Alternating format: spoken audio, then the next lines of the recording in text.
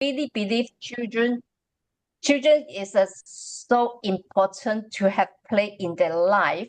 So I know many friends, just like all of you, they are very passionate. They are very passionate in friend. I want in play. So I want to connect them together and to do something in Asia. Singapore, Thailand, Bangkok, Hong Kong, Taiwan, we connect together. So what we are doing, this is we have a play training. We have a paper pass hub established in May. So we want to have empower the play professional become practitioner. So that means they will learn how to create time and space and respect and engage children in time and space for children to play. And the second is play consultancy work. I want to bring in the practitioner to come to Singapore or other places to set up the space in library, museum, or the community, how to demonstrate the children have a free play in the community. Actually, all these only the means, the most important is more adults know the value of play for children. That's my goal. I am so happy have I find three very passionate in play leaders. Ada one, they will introduce, I think, more details later. Ada one from Hong Kong Playwrights. And Charlotte, I know her in Singapore. Yeah. And M, I know him. Can you wait? Yeah, I know him in Thailand. These three wonderful people. I also want to listen their stories. I think you all can't wait that the stories should be very, very attractive and very inspiring. And I also very happy that this forum have more than 110 people enrolled. Actually, we try to stop the enrollments because we want to contain this forum is small and beautiful. Actually, after then, a lot of people ask whether are you still open for recruitment, registration, but we want to keep it small first. If this success, we will expand later. So this time we have over 110 and 7 countries, Hong Kong, Singapore, Taiwan, Thailand, and also Australia, and some unclassified and diverse education background, education play leaders, government, university. I'm so happy so many people around the world and diverse background to join this forum. Okay, last 3 speakers, 20 minutes each. I will keep the time really sharp. Okay, interval 5 minutes Q&A. FB participants microphone muted. Active participation, open camera if possible, questions, response in text box, and don't mind time, someone will translate to you, and join the erasure. I also send a special thanks to Playwright Academy. Potato is here. He helped us to sponsor the Zoom and also help us to monitor. Okay, I think this part is finished. I want to take the group photo, Potato, right? If you don't mind, you open the camera. I stop here first. Yes. Yeah. Can you open the camera as much as you can? We take the group photo first. Potato, can you help me to take the group photo? Yeah, we need to take time because I see now we have 3 pages, okay, for all the audience. So I need to take the 3 pages and make just a mosaic picture. Okay, the first one, this is the first round. Okay, just say hi or wave your hand. Okay, 1, 2, 3. First group. Okay, just wait a moment. Okay. Okay, now is the second group. Okay, keep wave your hand.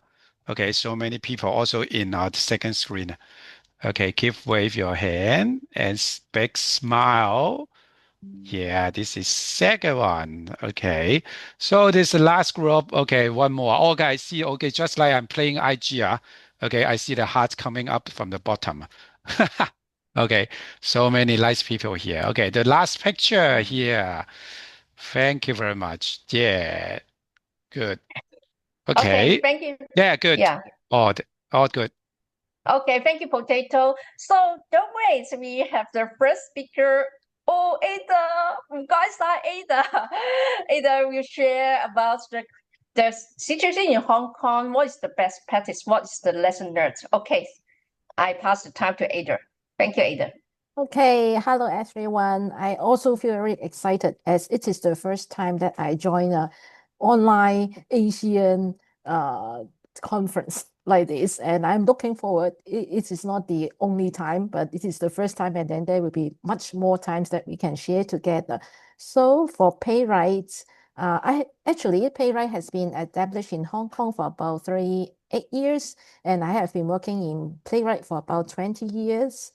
And we have the belief that wherever children grow, they should be able to play. So what we do is we work through four main work, which is the outreach, the environment, and advocacy and resources. I will explain a little bit about each of them. For play and environment, we will support the development of some play space that will be safe, accessible with a variety of play experience for all children. So these are the first inclusive playground that we established in Hong Kong, and then needing to make some policy change, that is to have much more inclusive playground, which is about 170 inclusive playground. And also we have some pay outreach project, and we want to create pay opportunity in various settings like the family, the school, the hospital, library, indoor playroom, public spaces, and also in different communities, because we believe that wherever children grow, there should be play. So the next arm is the play resources, and we have the resources platform for professionals that we provide tools, trainings, and ideas to make play everywhere. In Playwright, there are three professions. One is hospital play, which is to work with children in hospital, and play work, and I will explain more later, and play environment, which is about the design of play environment. So there are different courses associated with these three professions. And we also provide some online resources like some guideline or some play ideas book so that more people can take reference to. And we have got some play advocacy work, which is to raise public concern about the importance of play so that more people will recognize. And we have some media work, and we have some research released to tell the people the benefit and the positive impact of play. So it is all about Playwright, and I'm going to intro. We have also got three core strategy to make the changes, which is demonstration, in which we will organize some play provision, or we demonstrate some playground for people to know what is the best practice of play. And then we have got empowerment, which is to train up the adults to know more about play so that they can become playful adult, and then to organize play together with us. And through this way, we want to raise public awareness about the importance of play so that there will be play accepting culture, leading to policy and practice change. It is our core ways to make the changes. And today I will focus on two of our project, which is our empowerment project, because there are so many things, and I have only got 20 minutes, so I just focus on two empowerment project to share our experience of how to working towards play in school and play in community. So these two empowerment projects are in the settings of kindergarten and also in the settings of some public spaces in the community. So I want to share the story about how we start the Play in Kindergarten project. And at the very beginning, we start with the forest school project. And you can see children, I can show you some, they just play in the natural park. And then this play provision is provided by us. So it is a demonstration for the kindergarten teacher, and they find that, oh, the teachers like the forest school so much. So they asked us if we can train them how to provide the forest school. And at the same time, there is the government endorsement of play, and they set the policy that every kindergarten should have half day and should have 30 to 50 minutes play for both half day and full day kindergarten. So because of this curriculum guide, and there are some requests from the kindergarten together with the forest school. So all these add together, and we receive requests from kindergarten about how to make play in kindergarten.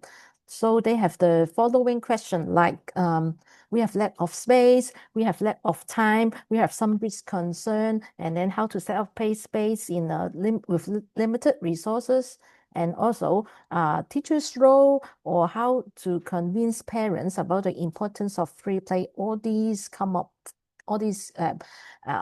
barrier or challenges come up from the kindergarten, and they just want to know, can we help them to set up free play in their kindergarten? So we start with some child run. We child run with five kindergarten who have got the same mission with us. And we find that it is important that we work together with the kindergarten so that we can support them to overcome some barriers.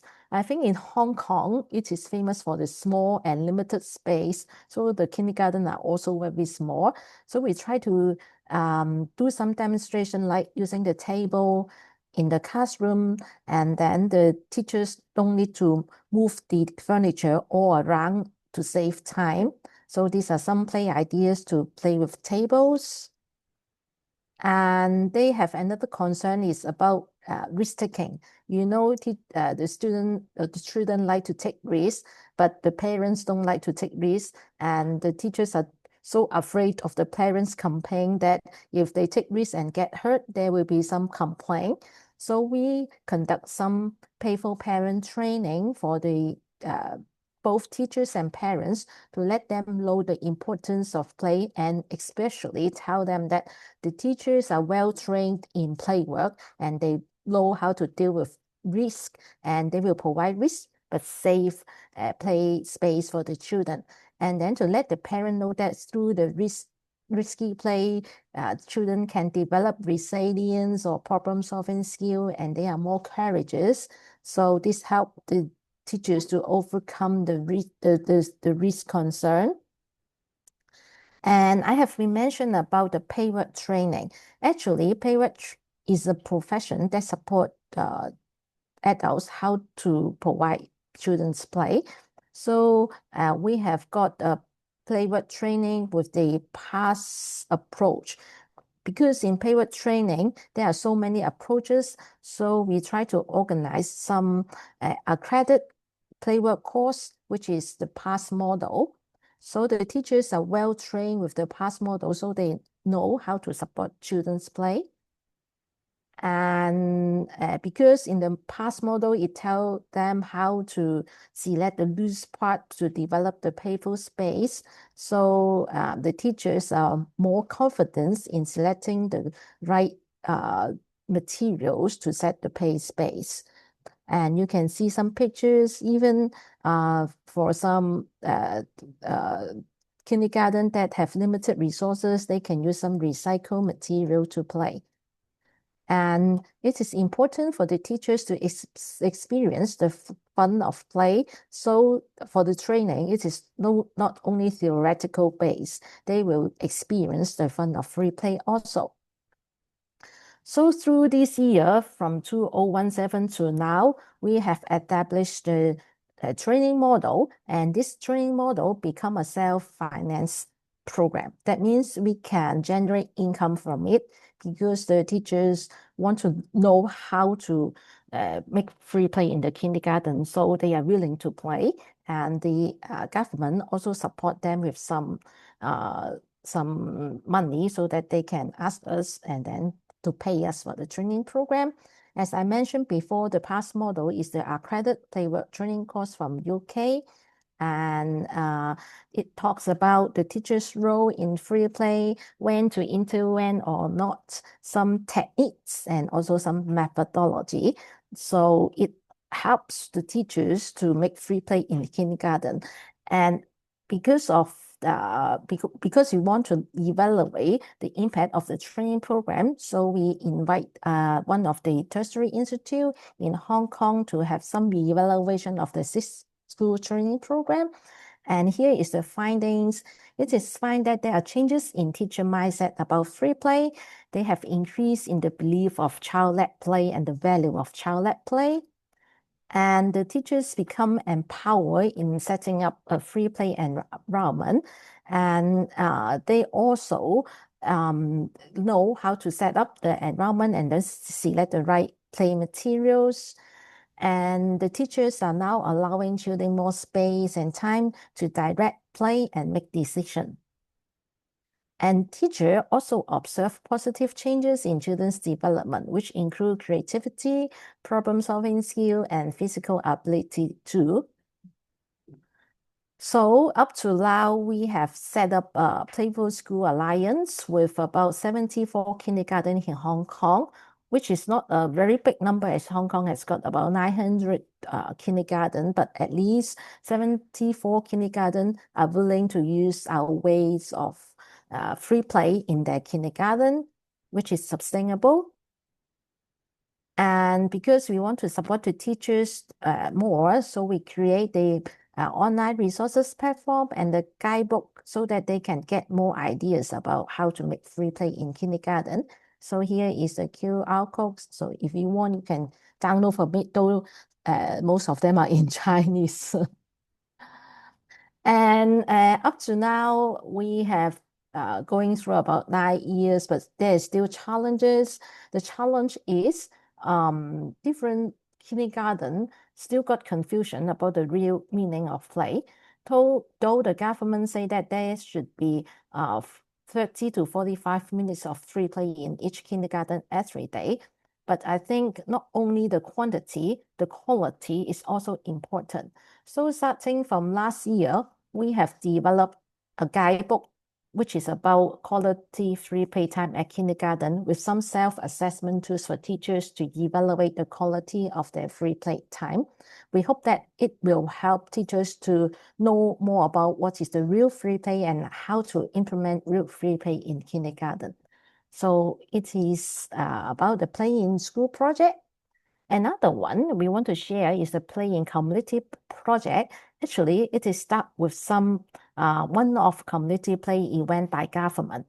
And the government find that, there can be some pop-up community play in the park, which can make the park much more fun.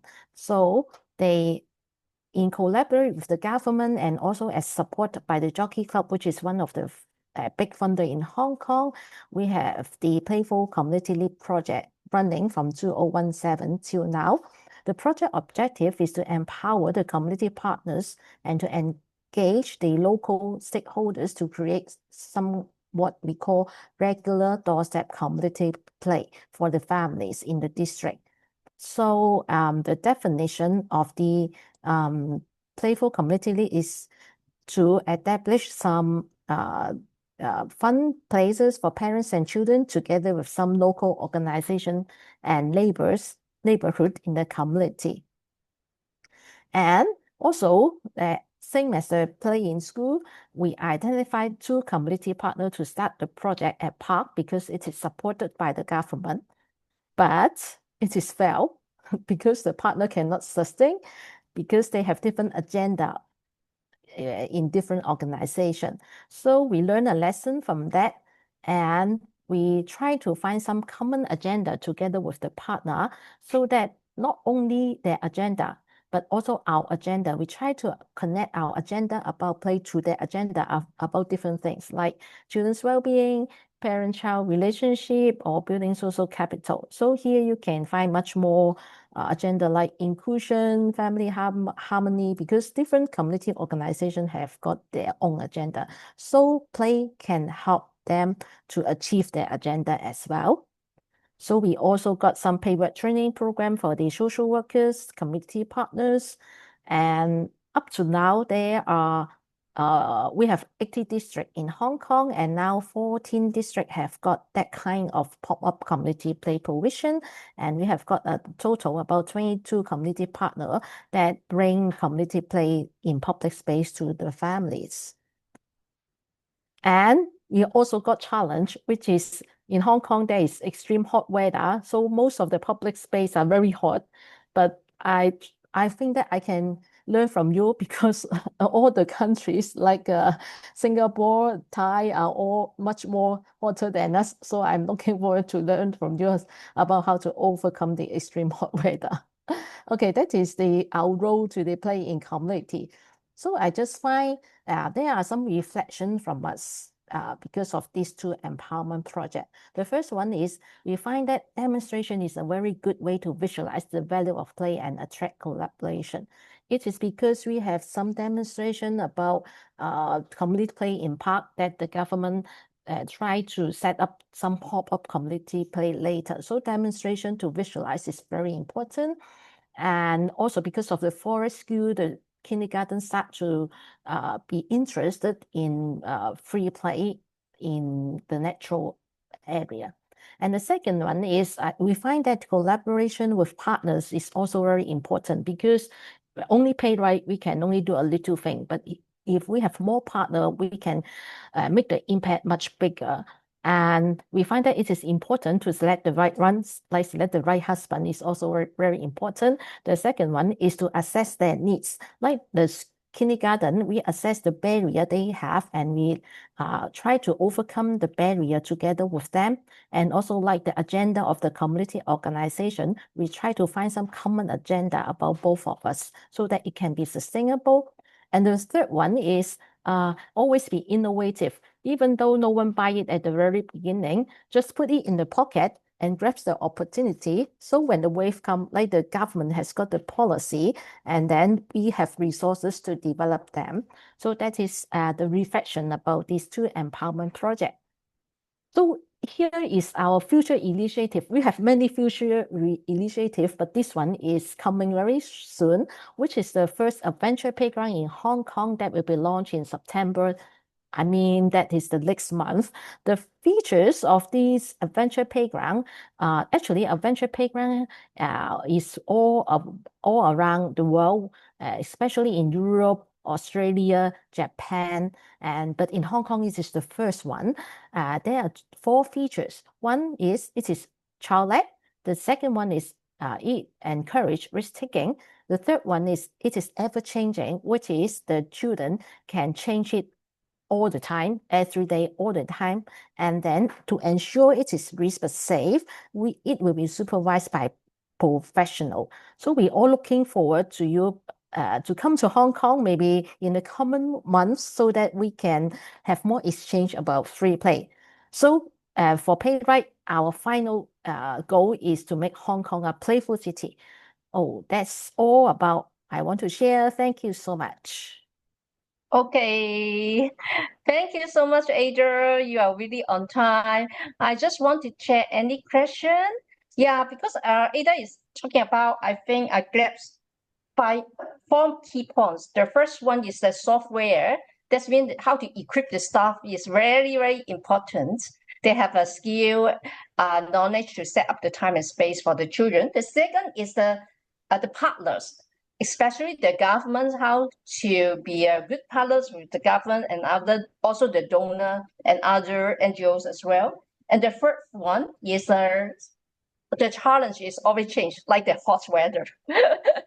So we should be very flexible. The last one is should be very creative and innovative and keep improving ourselves.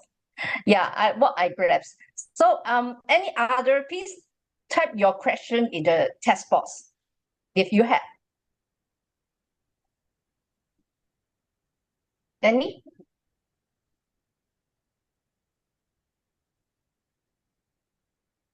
Okay. Oh yes. Congratulations to the Hong Kong community.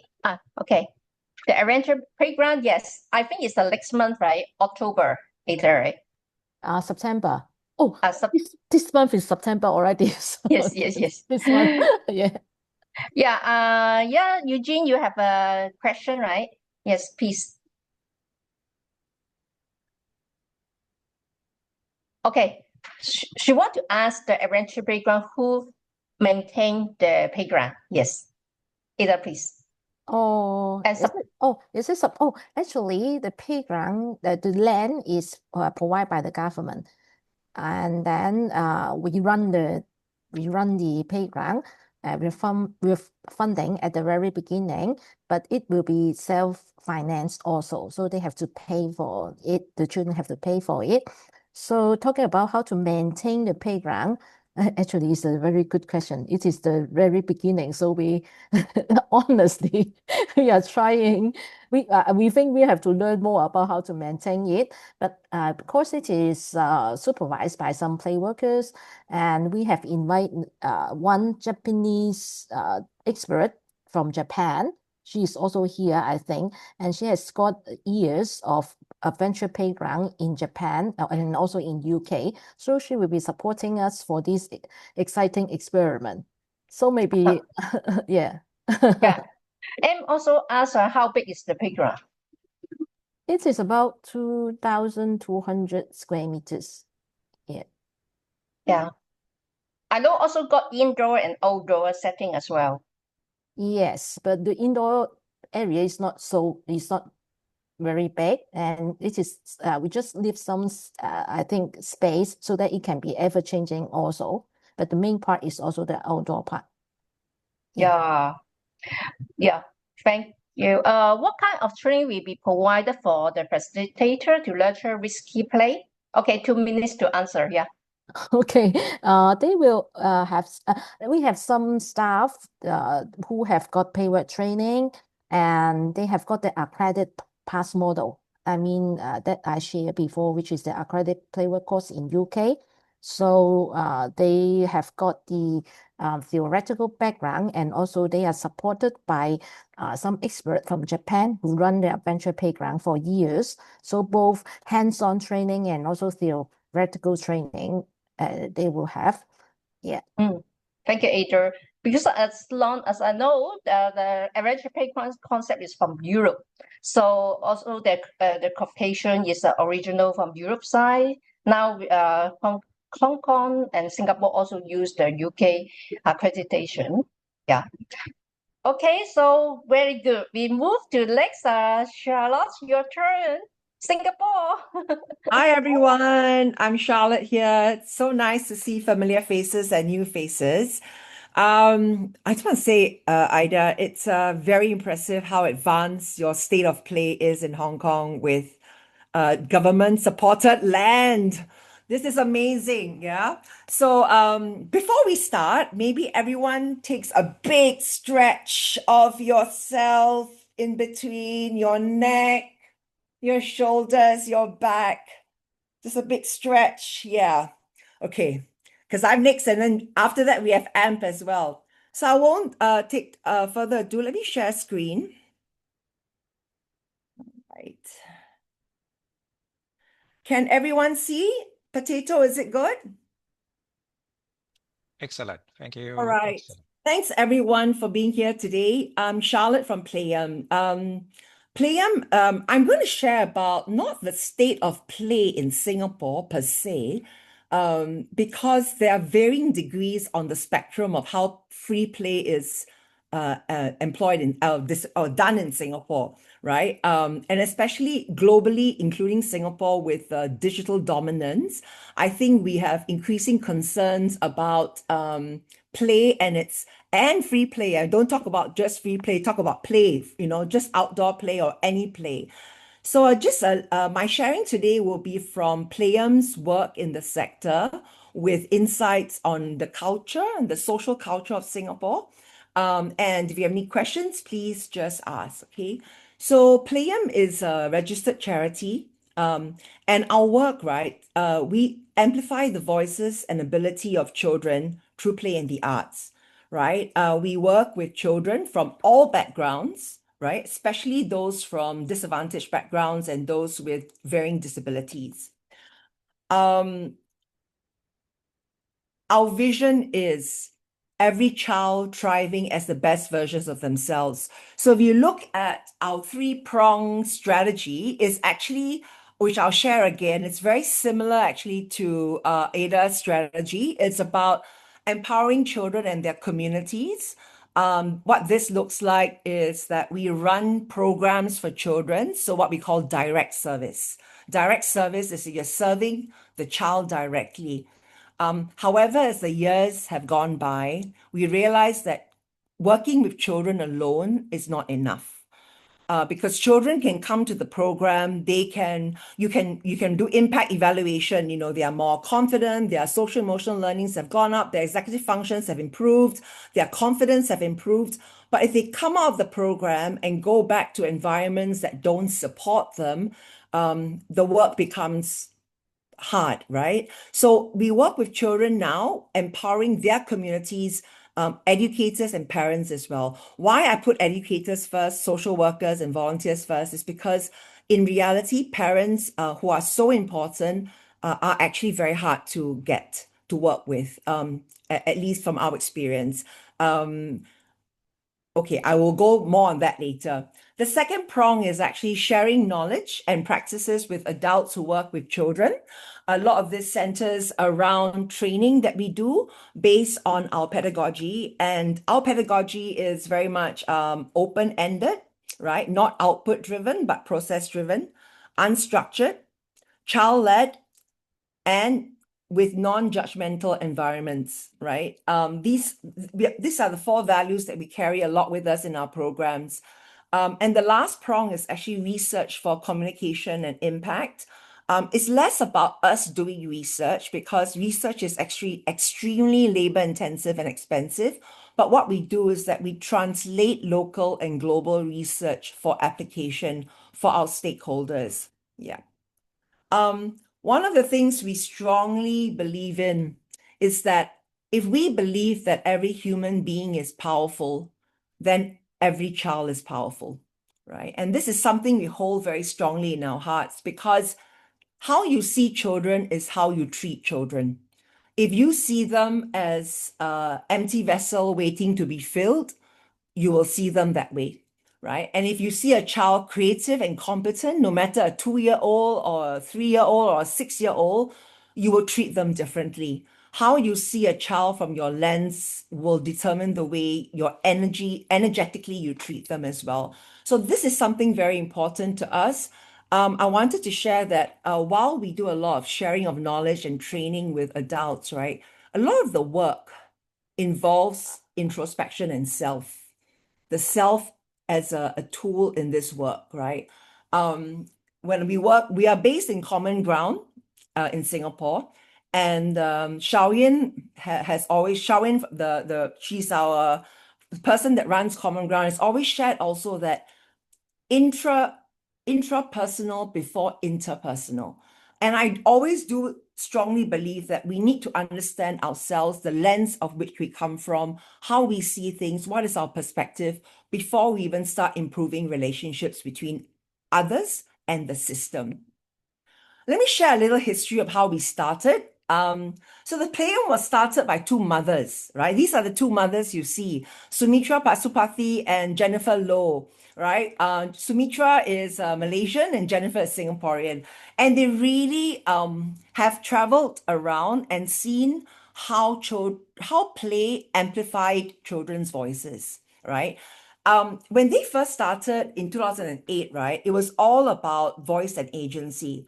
But in Singapore, I think voice and agency at that time was not something that people really looked to or appreciated. And I think at that time, people saw play more, and even now, for social emotional development, for cognitive development, for executive functions, which is still very valuable, right? But voice and agency was not something that was needed. They amplified it, but they did it. So what they did was they did lots of pop-ups.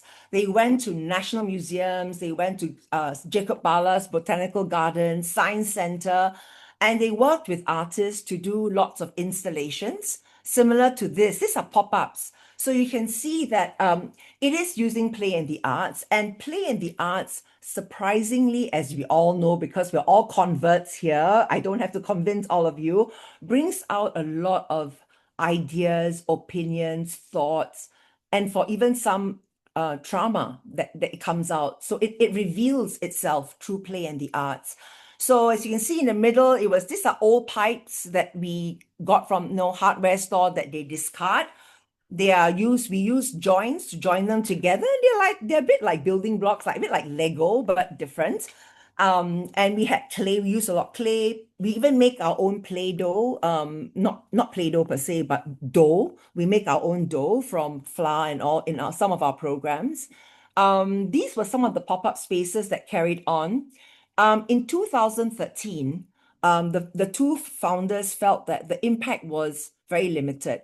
So, you had a pop-up, it lasted for a weekend, and then it was over, and children came and parents saw, and they were very surprised how capable their children were. So it was making visible the power of children and their voices and their agency, because it was very child-led, right? So we raised funds and started in 2013 a charity, and we opened Singapore's first children's center for creativity as an incubator for innovation.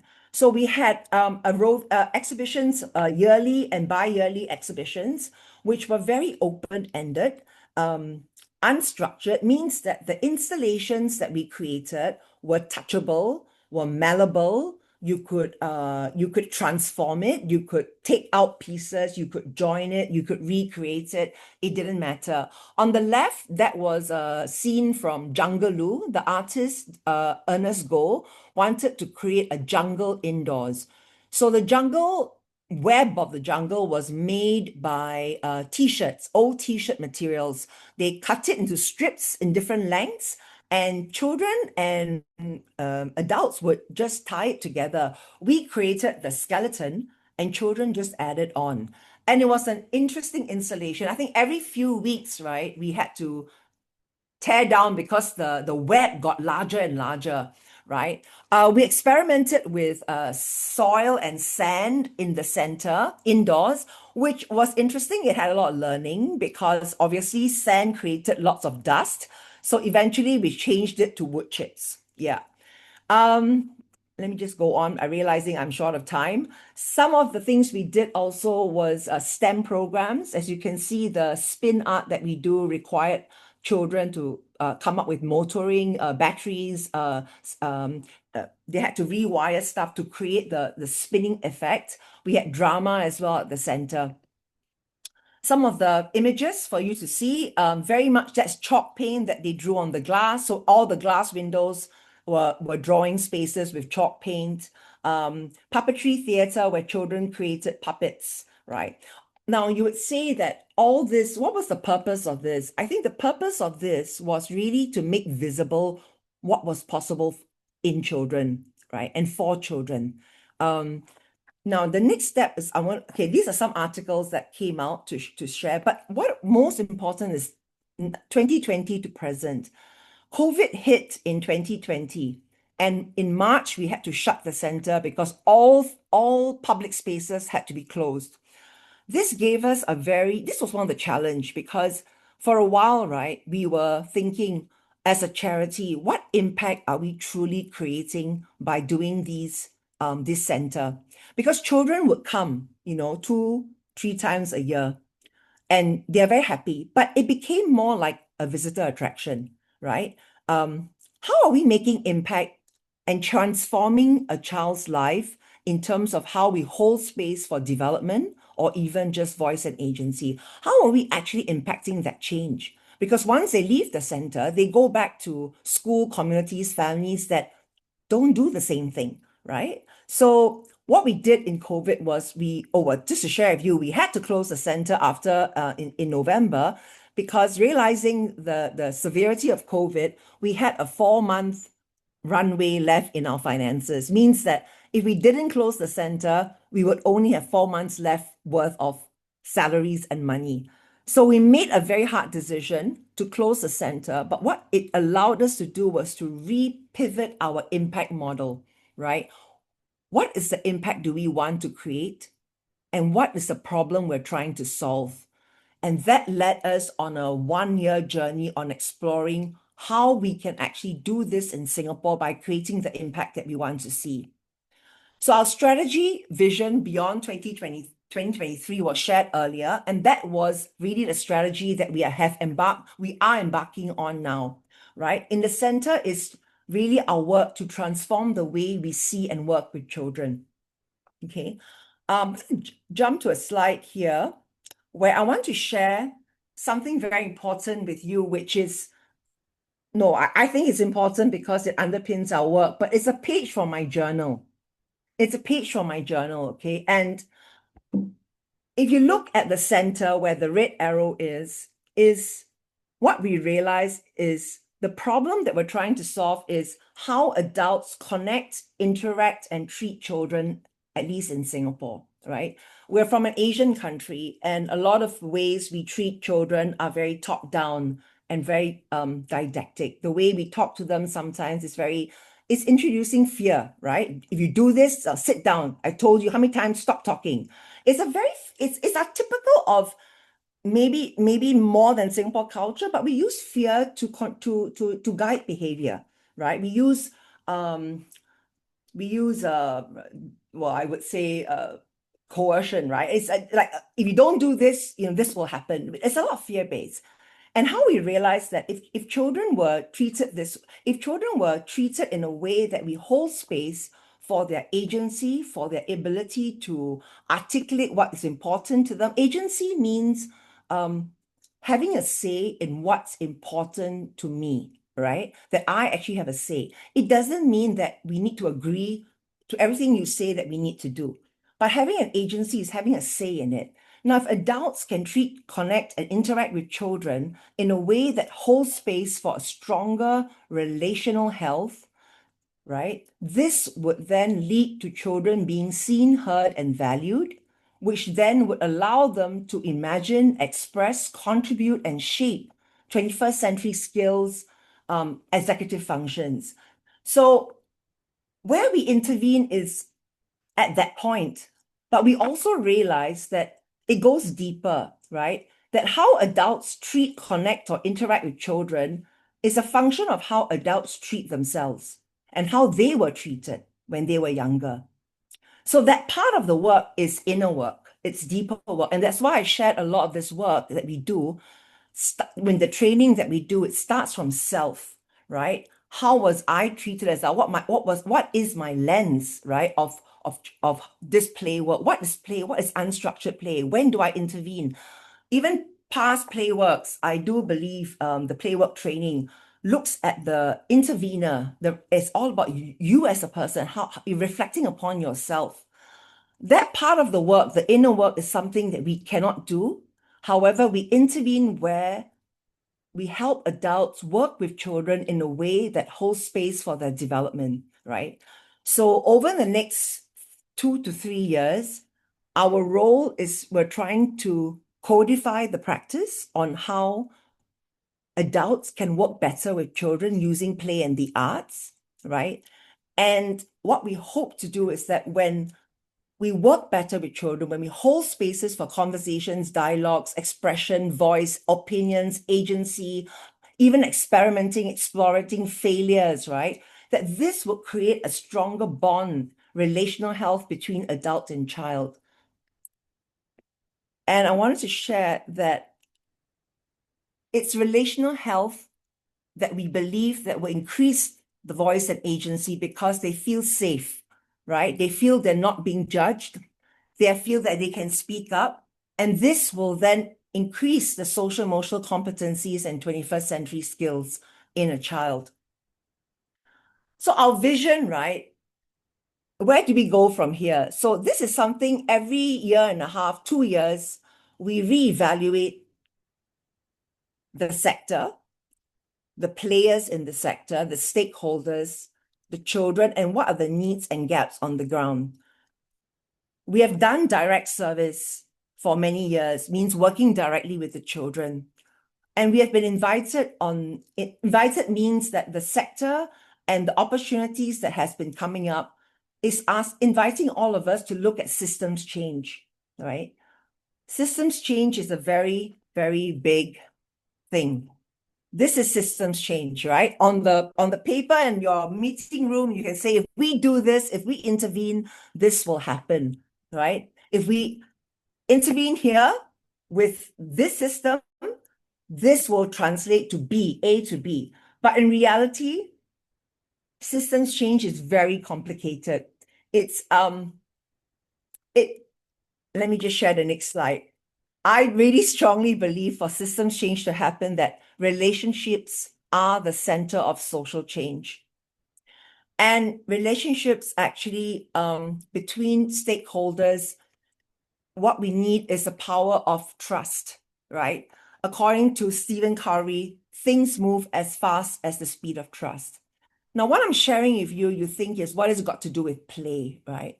But if we are to bring playful practices into our communities, into our countries, we need to look deeper inside us. What lens do we come from? Do you remember the iceberg model? Many of you remember the iceberg model, right? On top is how it looks like. But deep within, if you want to shift stuff, you've got to look at mindsets and mindset shift.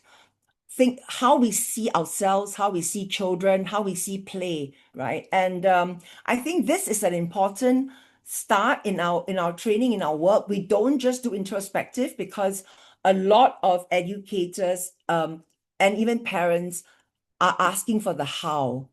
How does child-led look like in a classroom? How does unstructured play? If I take away their device, what else can I do with them, right? So they're looking for practices on the ground. Yes, we can provide that, right? But we do believe that to make the change and the shifts more permanent and more authentic and genuine, we need to look at how we can change mindsets around play, about even our definitions of success. Because what we think successful is where we're going to put our energy. If we think academics are important, very, very important, the most important, we'll put all our energy there. But if we think play is important also, we'll put more energy there. In the past, it used to be play versus learning. Now it's play and learning, play and development, play and it's being human. Play is innate, right, within us. It's about being human, right? So I share a lot more. My slides may not show what I'm sharing, but my slides are prompts for me to share with you the state of how we are trying to transform systems in our way, right? And these are, I want to say, are the questions that we ask ourselves often, okay? As a charity, right? Or as an social impact organization, what is the problem you want to solve, right? And what is the impact do you want to create? Direct service, systems change. It's not one or the other, right? Because direct service actually manifests what's possible. Systems see it, right? And they emulate or they model after that. And the big question is, which system do you want to shift? And what shifts do you need to see in the system? Is there something wrong? A shift means that you want to move from a current state to a future state, right? And what is your current state and where do you want to move in your future state? And who are the key levers that you have relationships with?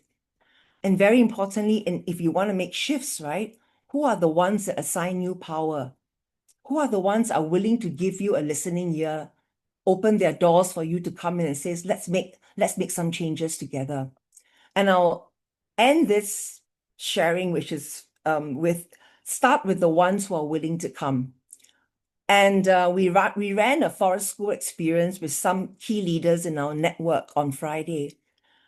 And one of them said, how do we make the shifts in the system, right? And he says, lead the way. I want to end there because I think all of us are systems change and system leaders. And I do believe that we all have communities to influence.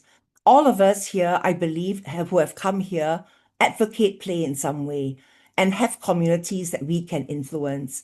So I would say we advocates for play, lead the way and make the change that you want to see. Yeah. Abby, I hope I didn't run through this sharing with you.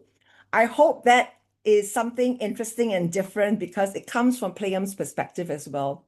Yeah. Oh, very good, very Eugenia, good. I see Eugenia's face there.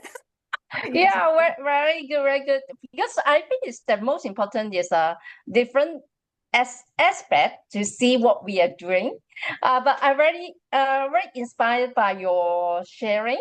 I think I hope you all can ask question in the text box. In the time being, I grab that Charlotte. I always remember you say the impact is very important. The system change very important. And how can the adults listen to the children's voice? How to respect and value children's? I think that's really I can't agree anymore of what you say. So from practical to system change and also bring out the impact and both Ada and you try to be more flexible to meet the challenge, COVID whatsoever. So any question in the test box a lot of learnable yeah is you see the test box many of yours agree your vision and echo your sharing partnership. Yeah, I think that's the platform aim for connect each other play words learn so great to see the ship across. Okay, yeah, very good. I also feel that the Singapore also, I think Charlotte and the Singapore friends here also listen to the Lawrence, our Prime Minister also say that Yes. the Oh my children, God. We have an advocate. Actually, the government has advocated for play already. Last year's PM also shared about play. So we're so grateful that this year he calls for play and asking parents to put away their devices and go and play. Yeah. yeah, when I read the video, I jump. Oh, I told my husband, Grace. Yeah, they try to stop the young children look at the screen time, cut the screen time, and let the children play freely outdoor. I still remember, let them to explore themselves. I'm so happy about that. So any other question? I know there's a question asked Ada play in library. I asked Ada to prepare 2 minutes sharing about play in library. I think after M session, we will play the play in library session. And also later, maybe Ada, if I have time, answer M's question about how the government support the adventure playground. Okay, okay. So any question? I think it's a lot of people appreciate your vision and mission. Yeah, and that's a great leader. Yeah, that's what you have done so far. Very inspiring, very consistent. Thank you, Charlotte. Thank you, Abby, for this opportunity. Yeah, we learn each other. So maybe we pass the time to M. Yeah, so we spend more time for the last session. Yeah, have any outstanding Q&A? Yeah. All right. Thank you, Abby. Can you see my screen? Okay. I think first of all, I think such a great introduction for my session as well, Charlotte, because you mentioned a lot about the direct service and also system change, right? I think the example that I'm gonna talk today will be two for system change and one direct service, which is such a, good introduction and transition to my session as well. So my name is Amp. I am the country rep for IPA Thailand. Also, I represent the network called Let's Play More. So I'll explain these two organizations, what is it about, and the work that we do. So I think not really similar to Hong Kong and Singapore. I heard from Ada that Hong Kong have been, doing the work about play for more than 30 years. I saw from your slide, Charlotte, that your organization started from I think 2008, right? So it's almost 20 years. I think in Thailand we a little bit, playing a catching games a little bit because we actually started IPA last year and we started the Let's Play More network, the logo on the left in 2018. But our effort to have the play advocate actually start from the early 2000, but we didn't have a lot of, power or like time to start the organization. We are more like the advocate who are working in child development area. Okay. So, in the past, 20 years, we always involved with the IPA Global. So what we do was we always invite them to, come and do up the training for us, or sometime we actually go to the triannual conference. I think this is in 2017. Also, a lot of times we actually invite the expert from abroad, especially from the IPA Global, to come to Bangkok to give us the training about play worker and also other play advocacy work, right? So our effort to promote free play or play has been ongoing in the past 20, 30 years, but we didn't have that much time to, establish the organization. But you can see from these photos, okay, if you can see the person on the left, I believe it's Katie. Katie actually from Hong Kong, from Playwright. I think this is in 2019, right? This is Katie. Katie actually flew to Thailand to this really important event, and I would say like this is the milestone for the play advocate in Thailand. So what happened in 2019? 2019, we as a people who actually advocate for child development and learning, actually we believe that this is a time that we should have the organization or the network that promote play. So we started the network called Let's Play More Network, and we also collaborate with the government, which is the person in the middle, who are the Deputy Minister of Public Health in Thailand, who actually launched the policy to promote free play and play space. So these are like the really stepping stone for us to establish the organization. So this is Let's Play More network. So when we move as play advocacy, we did not only do one organization. We work as a network. I'll show you how many organization or groups that we have currently. But our vision is really similar to, the IPA mission and also Playum and also Playwright. We want to create a society where everybody and also every child in Thailand has access to free play and also play space.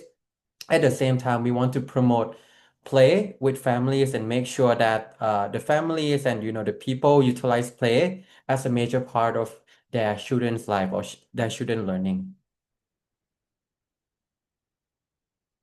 So, as I mentioned, it's the collaborative effort. So it's not only one organization, not only one person who actually formed the network. There are five main organizations I really want to mention here.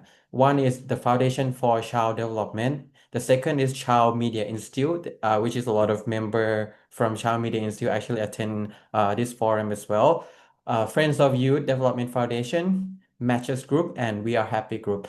So these group, actually found Let's Play More network, and most of the funding are funded by Thai Health Promotion Foundations.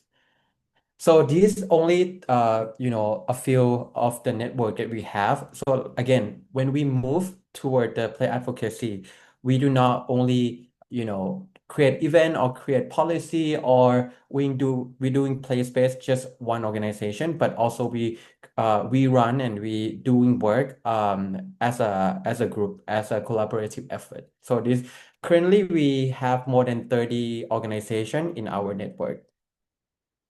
So what we do, what the Let's Play More network do. So first we do free play and also play worker training. So we exploring to make play worker as a certified job in Thailand as well. So we believe that now there are so many people who are interested in play work and also play work to become play worker. So we would love to create a certificate and also create a certified job in Thailand. Second, we develop model program to promote free play in family, childcare, school, and community. And I will talk through that in just a minute as an example. And third, the festival. I'll show you one of the festival that we have 2 years in a row now, and we had a really successful event. And the last one is the push forward the policy. This is more like the system level that we want to push the play as one of the agenda. When I saw Singapore Prime Minister mentioning about play, I was really jealous because I feel like this is something that we are also working on. But I'm not sure if our leader have that vision and mindset. But hopefully in the future, yeah. So talking about International Play Association Thailand, we just established our branch in Thailand last year in 2024. The reasons that we established is because we have done so many good works, but we could not communicate to the global level. And I'm telling you that one of the challenge is the language. You know, we have been doing both system level and also direct service work, amazing work, but we haven't been communicate that well because most of the people who run the organization in the network could not speak or could not communicate in English.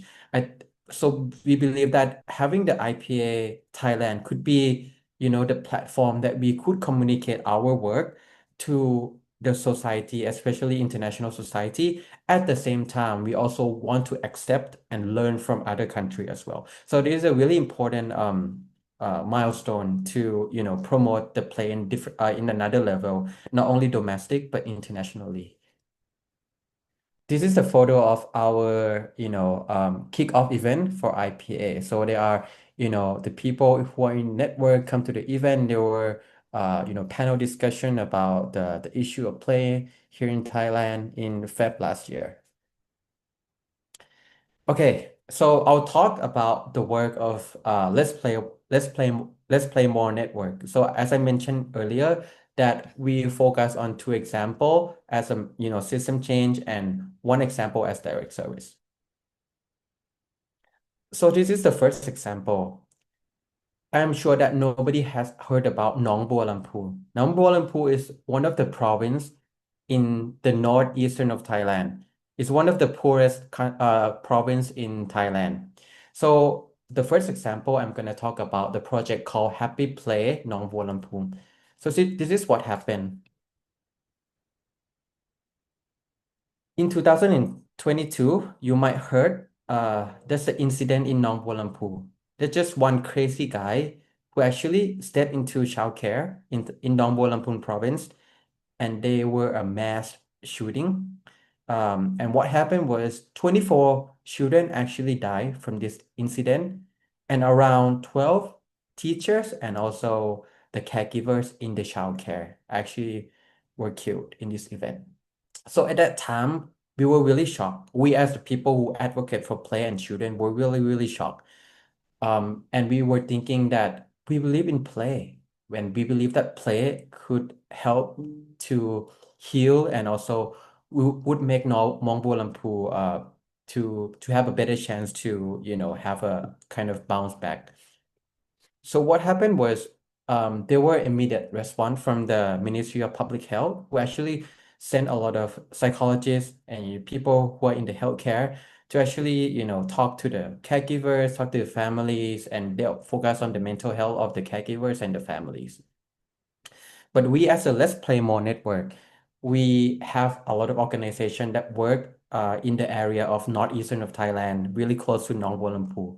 So what we did was we actually create a lot of play space and also promote free play in the area. And this is at the end, it's actually became a project called Happy Play Nong Bua Lampu, which is started by the organization called Friends of Youth Development Foundation, which is the core team for this Play More network. And the funding actually fund from the Thai Health Promotion. So what we did here was first we create play space and play activities in the area in order to make the students happy. We believe that play is not only for fun, it's not only for learning. Play is also really good for children mental health, especially children who are in crisis, right? Because mass shooting, this incident that we never expect, right? We need something that is fun. We need something that is free for the children, and not only for the children, but also for the caregivers, the families, and people around the area. So we create a lot of play space and play activities. This is some of the photos that we have, right? We create a lot of play space, and most of the play space and the play equipment actually loose part, right? It's something that we don't have to spend a lot of money. We can just find on the forest, we can just find the household, and we just create a space for them. And we believe that only the space is not enough. That's why we have the play worker training. So in collaboration with many schools and also childcare, we be able to train many play workers to be able to stay in each of the play space to support and promote free play to children and the families. These are some of the photos. And this is some of the impact that until from 2023 that we create the program until now, around 2 years, we have trained around 215 play workers. All of them are from the school. A lot of them are teachers and caregivers from childcare and the school. 169 people from the school and 49 are from community leaders. And we have been creating around 19 play space, including the space in the childcare, in the school and community space to promote free play. And at the same time, we also have the home visit program where we have the play worker and also the teachers who actually visit the house to promote play in the household as well. So what happened next?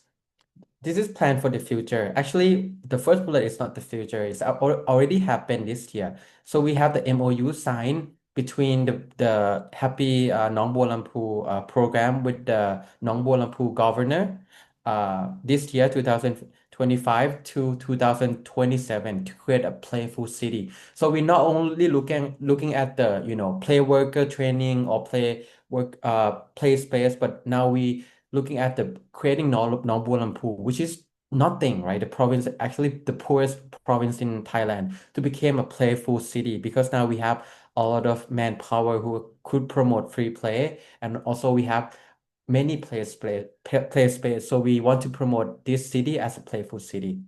So we aim to train 600 more play workers to have around 800 play workers.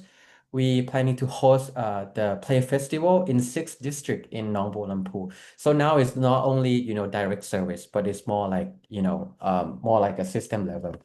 I know that I'm running out of time. I'll go really fast. Now, there's Thailand and Cambodia conflict. If you read the news, we also had an immediate response by having, play space in the evacuation space as well. People are actually affected by the bombing. A lot of people lost their families members.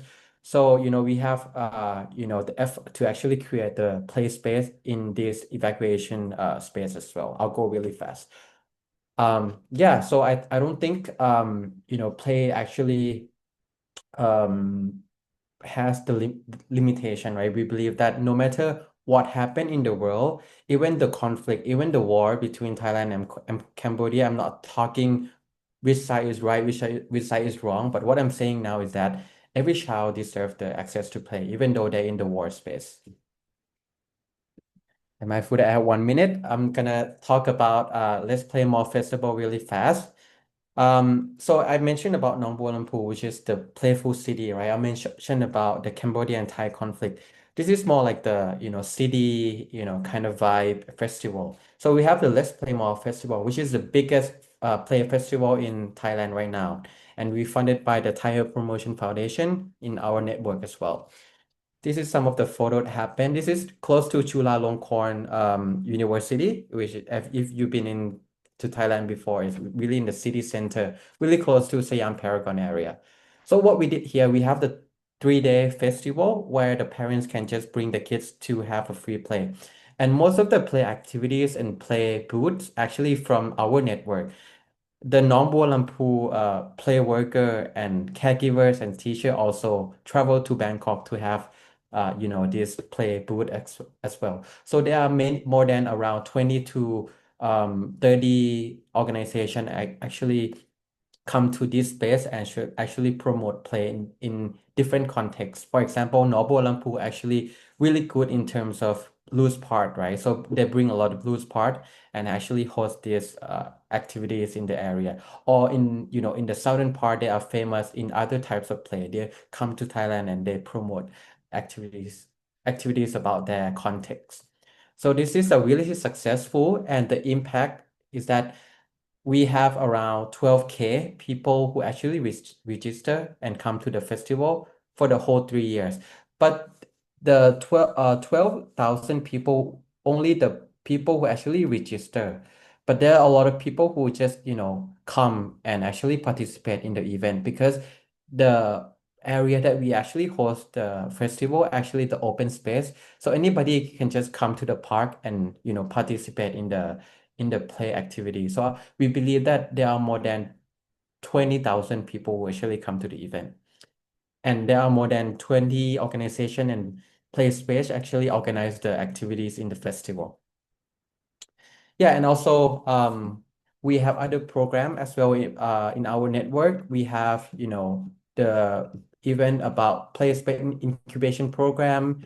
We have van play where we have the van and we have different kind of toys and also play equipment to go to the area where there's not a lot of access.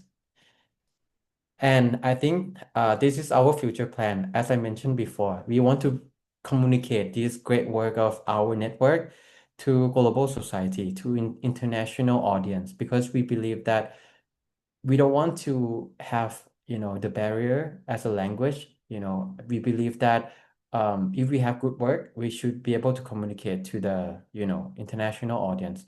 So that's why we have this IPA. And last but not least, I would really like to thank Abby and also, the playwright team that give us good opportunity to be, part of the, this event and also promote the good work that we have been done in the past 10 years to our audience that is not only Thailand. Thank you. Thank you so much. And yeah, I still remember I met you in Bangkok, right? I'm Yeah. very inspired by these young people, this young guy. He's so passionate and he's so great that he organized, I think, network over 30 NGOs in Thailand and do something good that's a similar vision as us to promote play and hope our next generation will be better. So he also mentioned about the play worker, and he also very believe that the play work. I think the how to equip the adults understand children and respect children is very important too, and also the practice in the event, and also although they have a language barrier, but he tried to reach out, take initiative to reach out other countries to tap the resources and support each other. I really appreciate his attitude. Yeah. And Yeah. I know Em will come to Singapore next month to join our past playwright training. I'm so glad he will be here so we can share more. Yeah, Uh, also I want to mention a little bit about the work that I just present. I think there's a lot more work that we have done in the past because the only three examples that I talk come from two organizations, and we have more than 20, 30 organizations that do amazing work. And at the same time, I'm just a speaking person, right? I do not work directly with the people on the ground because I can speak English, right? That's why I need to, gather all the information and, communicate to everybody here in English. So I believe that there's so many, many more great work that be able to communicate in the international audience. Yeah. thank you. Yeah, and will come next month. If anyone wants to listen more the stories, please approach us. Okay. So any question for MM? I see some suggestion for you. Okay. Maybe university in Thailand can translate. Yeah, in English.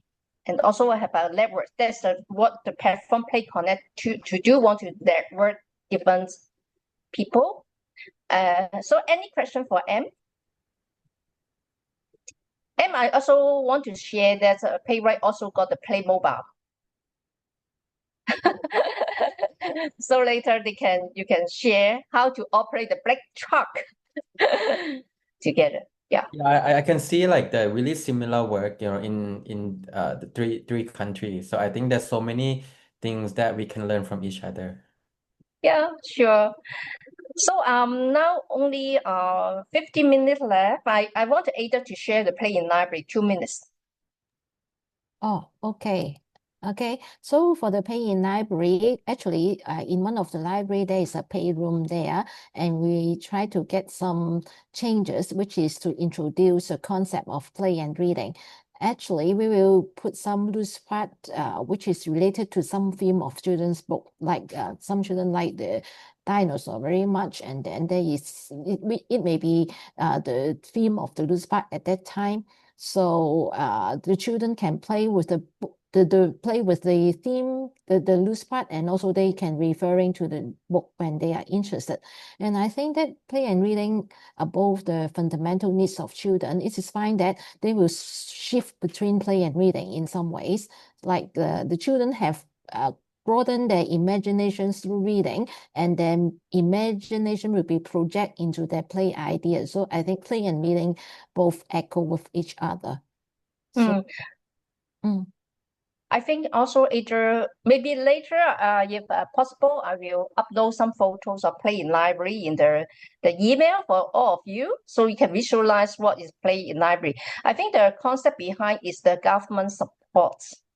I know I'm also, really jealousy about the government role is very important. Adventure Playground can get the government support.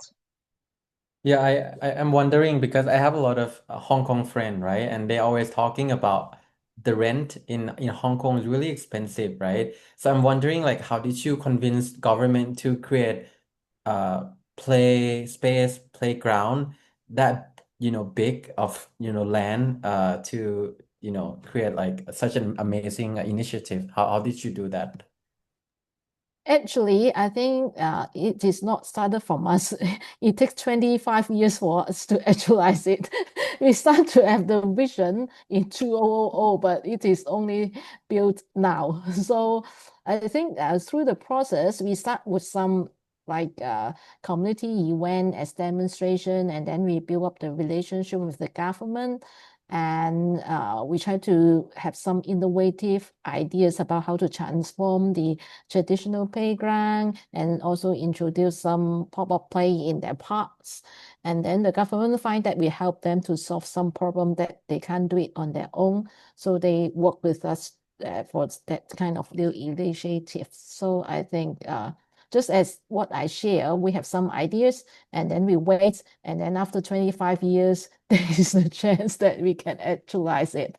So keeping relationship with them and then try to solve the problem that they concern, maybe the way that at one time our dreams can actualize.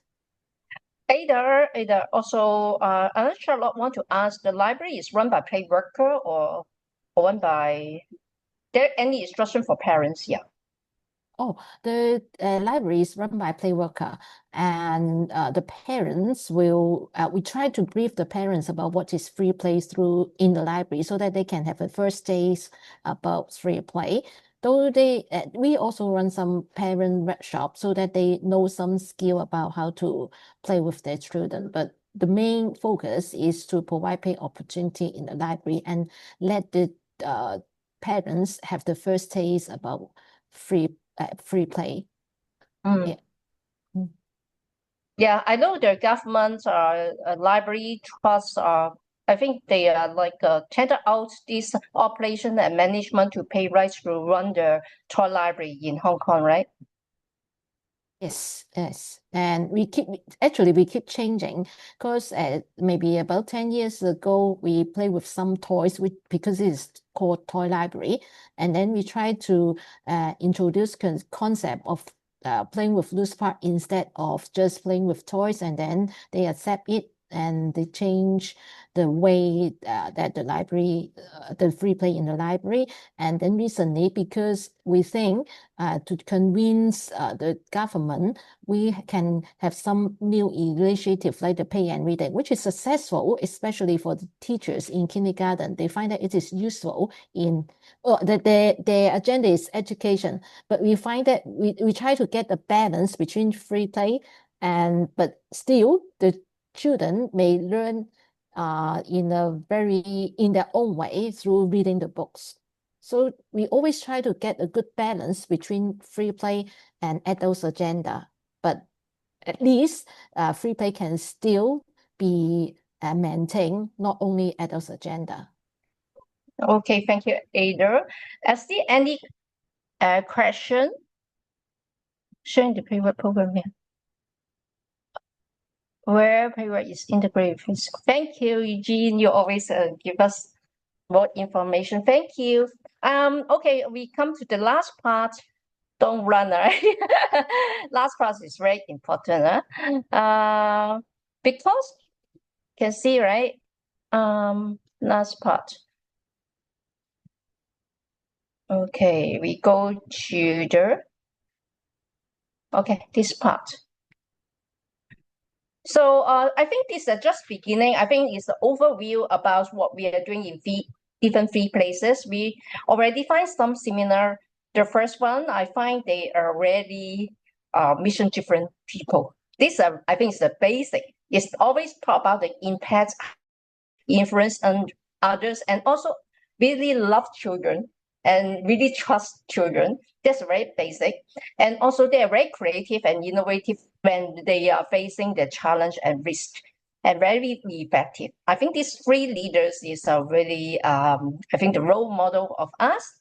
In the future, any topic you are interested, like child participation and engagement, community engagement, indoor, outdoor play, parent education, play in specific setting like school, library, museum, or community, even though the research, we can find a platform to continue connect.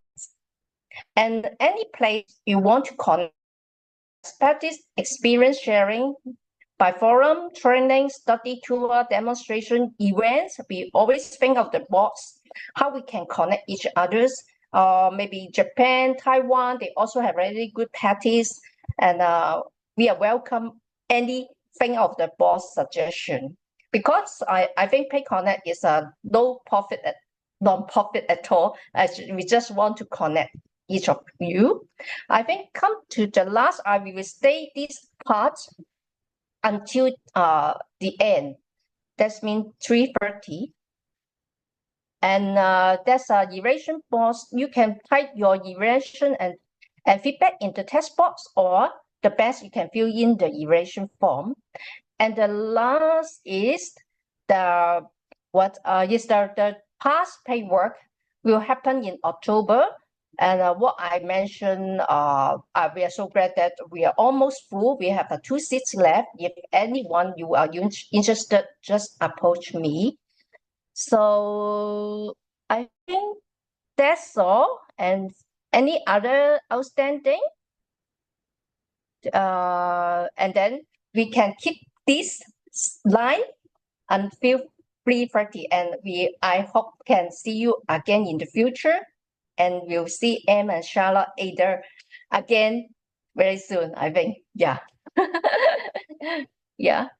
Anything from the speaker and Potato? No? Okay, thank you. We are on time. Thank you so much. Thank you so much, everybody. Thank you, Abby. Thank you, everyone. Ada and Em, very lovely to meet you.